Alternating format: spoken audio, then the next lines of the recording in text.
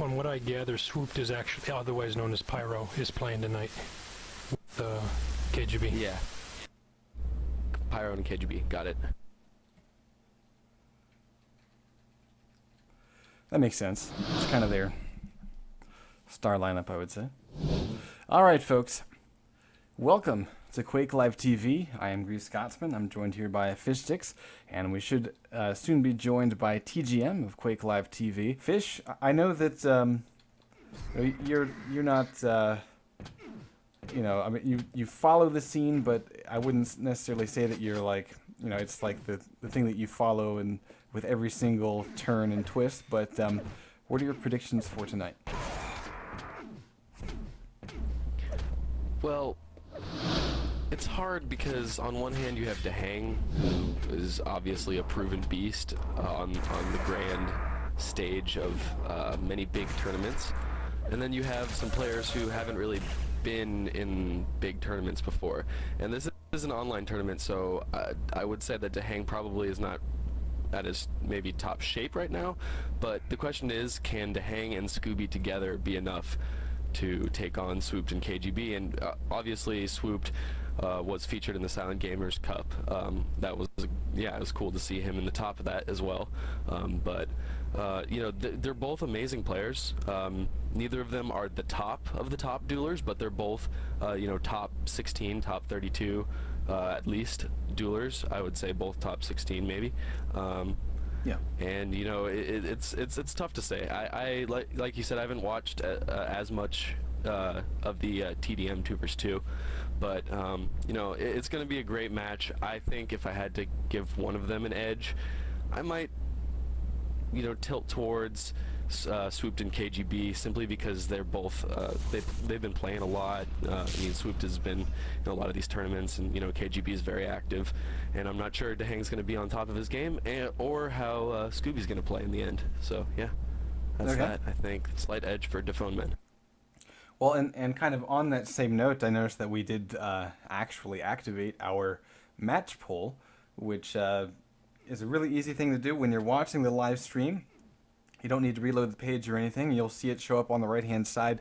It'll basically ask you to make a prediction on the match winner. You just fill out the bullet point, the radio button, and then it'll give you the results. And from what I had seen before the cast started, it looked like people were liking DFM about 3-1 to Q2. So I think that so far those people have voted would kind of agree with you, Fish. I have to kind of agree. I think that what we've seen from Dehang and Scooby has been really solid play, but there's something missing, I would say, and I'm wondering if they're going to be able to bring it together tonight. And that is, we've, I think, seen far better teamwork out of Defoeman, in this case KGB and Swooped, a lot more consistently throughout the entire season. Whereas we've seen really nice moments of it from Q2 between Dehang and Scooby, but it's been a different flavor. It's less of a constant seasoning, if you will, and more about sort of a spike here and there. So I'm kind of curious to see how that is going to shape up. I mean, on the other hand, I think if Dehang is truly on his game, I mean, Scooby, we already know, makes amazing things happen. Dehang can be the most clutch player that he needs to be. We've definitely seen that in his dueling, and we have seen that, again, in moments throughout the QuakeNight season.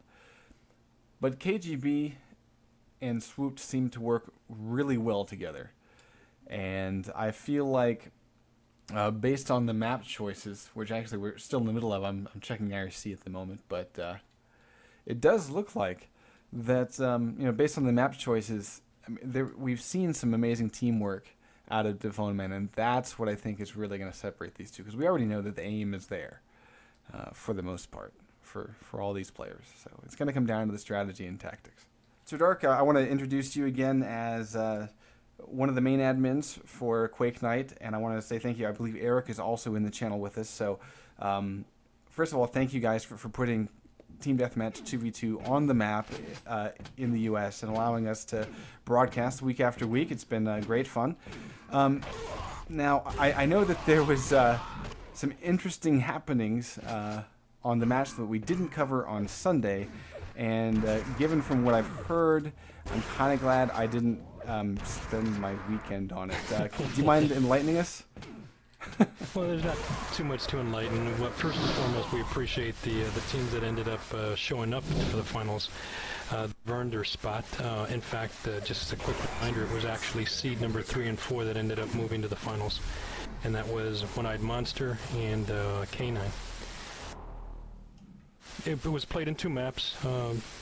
T6 was chosen by OEM, and K9 chose DM6, and it was played in Texas. It was a good round. I think the first match was decided upon it might have been the 8th or 9th minute quad run that pretty much blew the score open by 20 frags at one point, and then OEM managed to bring it back almost at the final hour to a pretty even match, but not enough to shoot the first match K9's way. It was the final score was 83-80. And then we moved on to DM6, and to make a long story short, something happened with one of the team players and got disconnected, and the map was forfeited, and that was the end of that one. Huh. Okay. All the demos are posted. You know, if anybody wants to watch it and enjoy, grab some popcorn and watch it. Okay. Was there any nerd rage going on?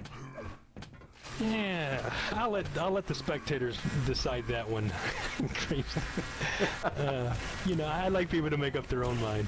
Fair and balanced reporting right here. Very, very diplomatic. I like it. Okay. Well, yeah. I don't need to create more drama. They do their own drama building on their own. I would say so. All right. But hopefully we won't have any of that stuff here tonight, because I do believe we've got 2 teams that are very hungry to play against each other. We are on a Virginia server, so it should be good times. Now it looks like now, do we have all the map choices? Can we line those up for everybody and talk about them? Looks like maybe Almost Lost is the first stop. That is correct. We got 5 maps tonight. DeHang and his team chose T6 for the first one. DePhoneman's team chose DM7 for the second.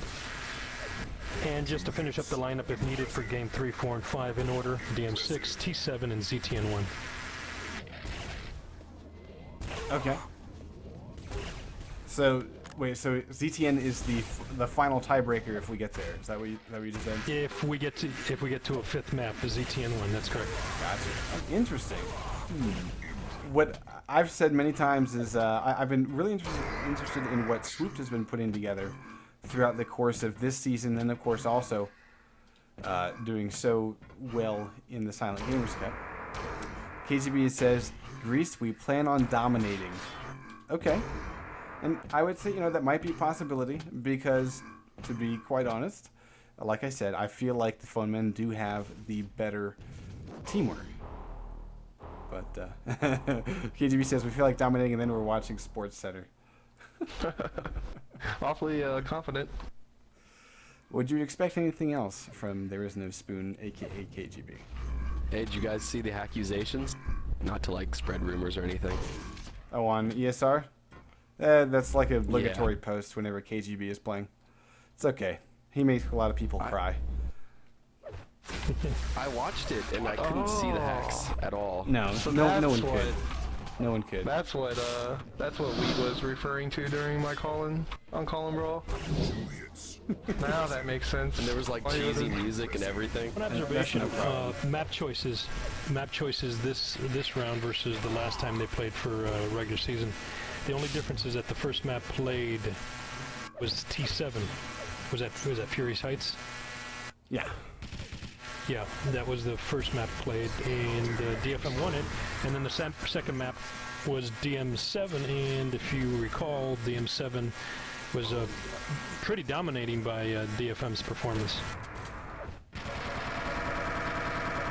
Yeah, that's kind of... Ooh, looks like we were going well. Wow. Ah, here we go.